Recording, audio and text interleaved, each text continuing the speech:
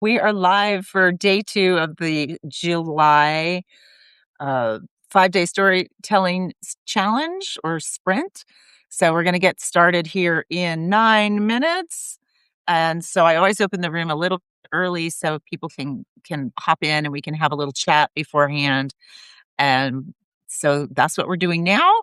And we've got a couple people coming on. Thanks so much. Good to see you guys. And we will crank up in 9 minutes. And so, actually, let me put the link to where we're going to write our stories. Here's how it works. Let me get this link. All right. So, straight up at the top of the hour, I set a timer for 15 minutes, and then you'll write a story related to the prompt that I show you. Hint, it's actually in the chat. I sent it via email early, so you can start noodling about it if you want to.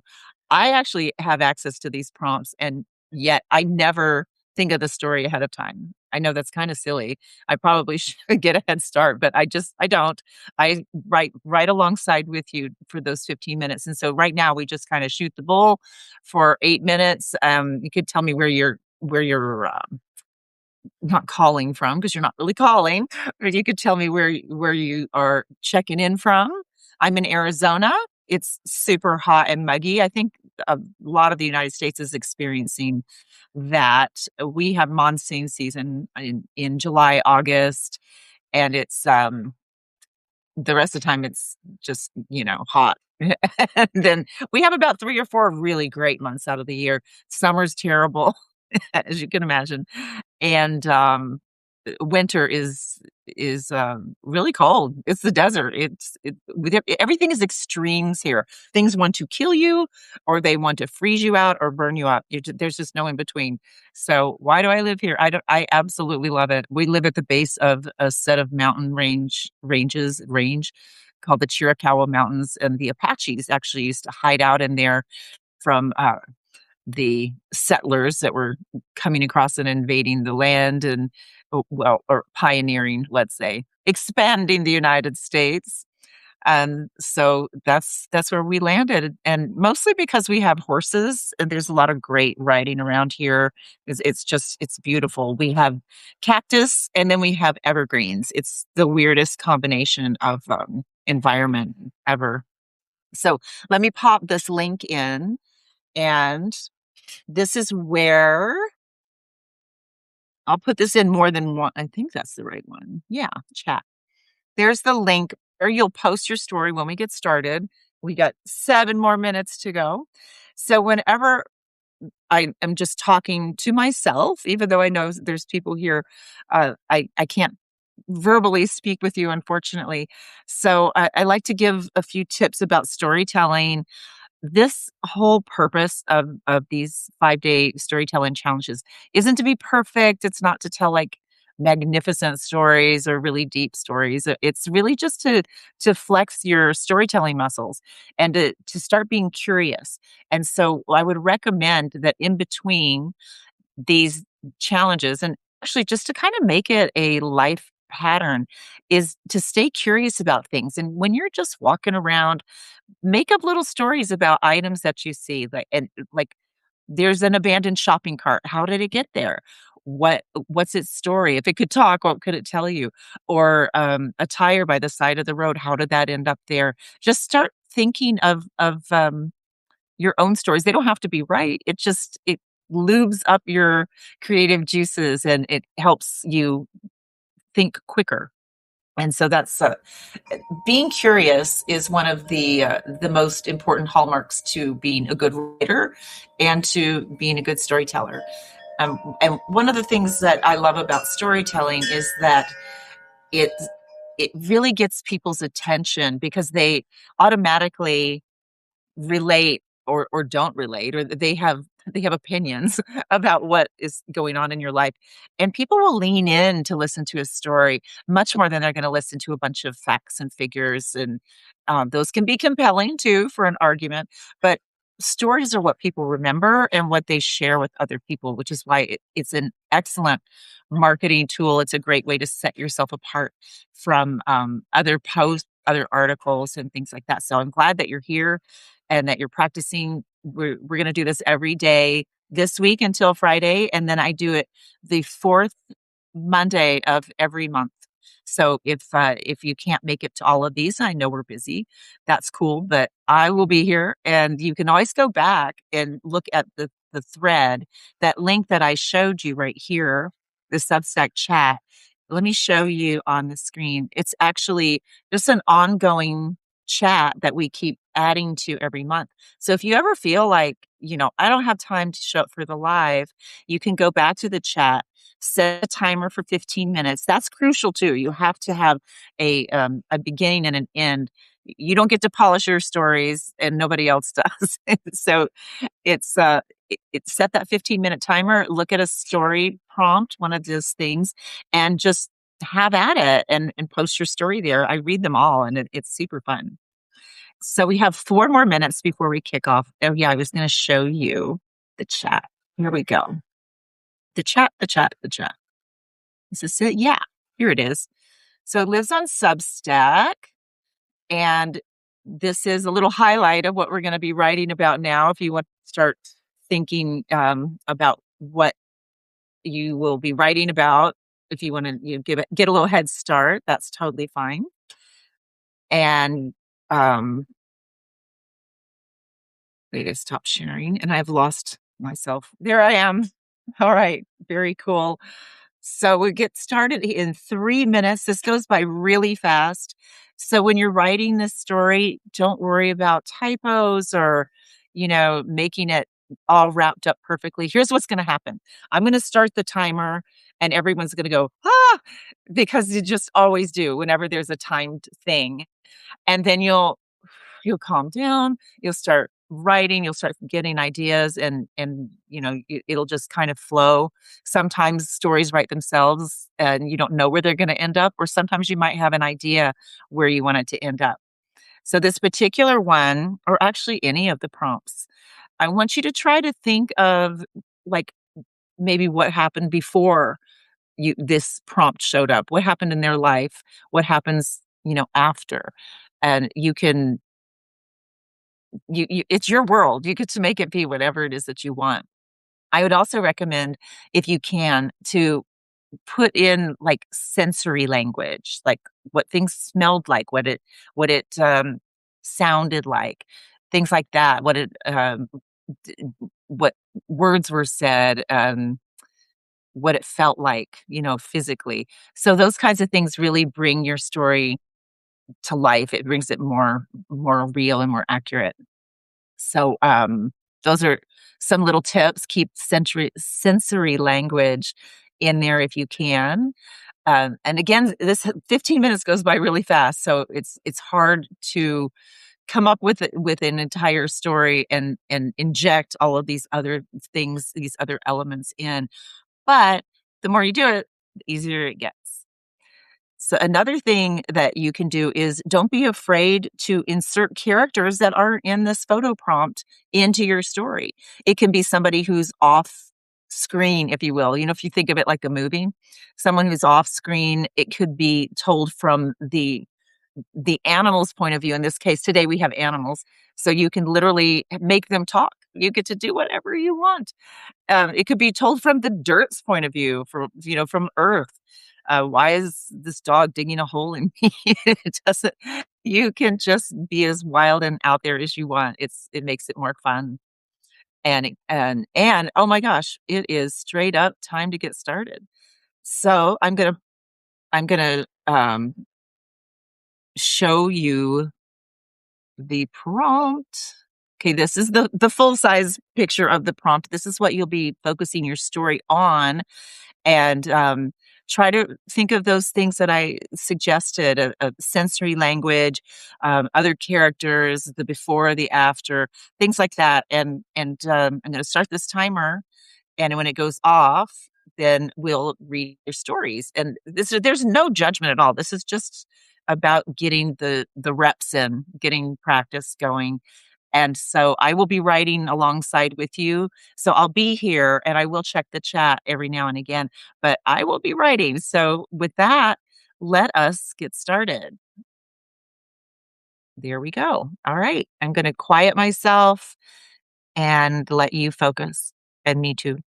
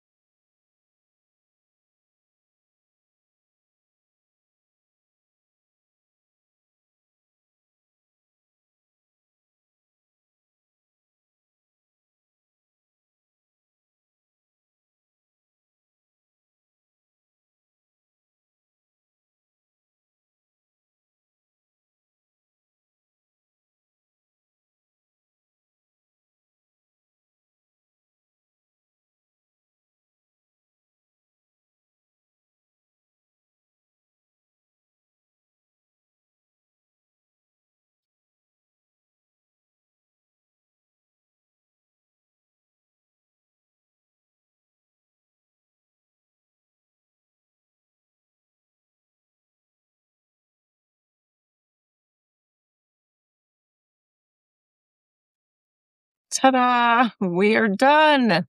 Yay! So how did that go for you? Was it, a rough start? Was it fun? Did yeah, I'm just curious how it went. You could write in the chat, or if you're still finishing up your story, you should be finishing and posting. Oh, did I n okay, the link is in here. It's in the chat, but will repost the link. Make sure that everybody's on the same page. Here we go. Yay, I'm glad you liked it, Diane. All right, there's the link where you post your story. And I had fun with this one too. I usually do. I was feeling a little feisty today. So there's some language in it. So I'll share my story until we get other stories posted here. So I need to share so you don't just listen to me reading. Yes, practicing. You know what? That's the other thing. You do not have to post your stories. This is just getting into the habit of getting them done. And something else that I am going to start adding to each one of these storytelling challenges is it's not homework per se, but it's to make this more of your lifestyle. And so every day, I would love for you to find something around you and tell yourself a mental story about it. It doesn't have to be something that you know about. It won't be right or wrong, but maybe you see like, an old shoe on the side of the road. How did that get there? Be curious. The more you're curious, the better your storytelling muscles are going to be, and the better your writing is going to be in general. So with that said, let us look at what I did because I think I'm the only story posted, and that's fine. Here we go. We go to this chat that again, this is an ongoing chat. I add to it every month, and you can always come back and scroll and find other story prompts to write about, or you may find one in your own life. So here is my story. It says, "Finally, this rocky ground got soft from all the rain. This is my chance. The old human who always wears a flowy, loose dress with big pictures of flowers is in her yard doing something with her garden. She smells like musty sweat with the scent of lavender. Heck, I don't care if she smells like cat piss. She always gives me a juicy hot dog when I sit in front of her like a good boy and show her my most adoring puppy eyes. Works every time. Dig, dig, dig, dig. I'm through. Now to jog up slowly so I don't startle her. But wait, Thelma's following me through the fence. Woof. How do I get down? I there we go. All right, here we go. Here we go. Woof.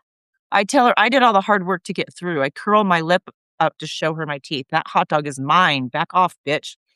Whine, whine, whine. Thelma really wants to visit the old human too. We can both smell that delicious tube of turkey beaks and chicken scraps. Mmm. Blondie, is that you? I hear the old human softly calling for me. Can't your little friend get through? Maybe she's had too many treats, laughs the old human. Woof, woof, she certainly has, I tell her. She doesn't need that hot dog, it's just for me. Much to my chagrin, the old human came over to the fence, broke the hot dog in two, and gave us each half. Oh, well, part of a hot dog is better than none, I suppose. Next time I'll have to be a little more stealthy and not tip them off. So I told her from the dog's point of view. It's always kind of fun to talk from the animal point of view to me. And let's see what Diane has. And before I read yours, Diane, I want to just check the chat and make sure. Okay, we're good. All right, back to your contribution. Hey, Pop, need some attention? I'm so happy you took the time to dig that hole. You are so smart, Pop, so imaginative. I see your head resting on the wood. Rascal boy to my rescue. Thank you, thank you, thank you. And kiddo, you're so clever digging the work around. I bet your tail was wagging the whole time. Do you know how happy you made me? I sit here in this yard alone. Here we go. I sit out here in this yard day in, day out alone, seeing your tired but happy little face struggling to make it under the fence to visit me. Ruff, ruff, woo, woo. I remember what my pups smelled like and how thankful I got to be when my pups lived here in the yard with me. Aw. So keep digging, rascal boy. I know you can make it under the fence. I can't wait to get a whiff of you, your breath, your hair, your butt. I wonder how much trouble we'll get in trying our peeps' idea of what to do with the two of us. Let me read that again. I wonder how much trouble we'll get in trying our peeps' idea of what to do with the two of us. Okay, nice. Fun. I know you're into dog rescues and stuff, Diane, so that's even extra cool that you were able to write about animals. So I'm gonna see this that I wrote it. And you guys, that is it. That's how quick this goes. So if you're just being a voyeur, totally fine. You can write your stories on your own, or you can just watch and listen. However you want to do it, you don't have to post them. It's really like no pressure here at all. But I would love it if you can poke around and find stories in your life, and we'll like report on them tomorrow. You can tell me, you don't have to write a whole story, but just tell me an item that you saw and what kind of thoughts it brought up for you that could make a story. So until then, I'll be back here tomorrow, same bat place, same bat time. I hope I get to see you then too. Bye, guys.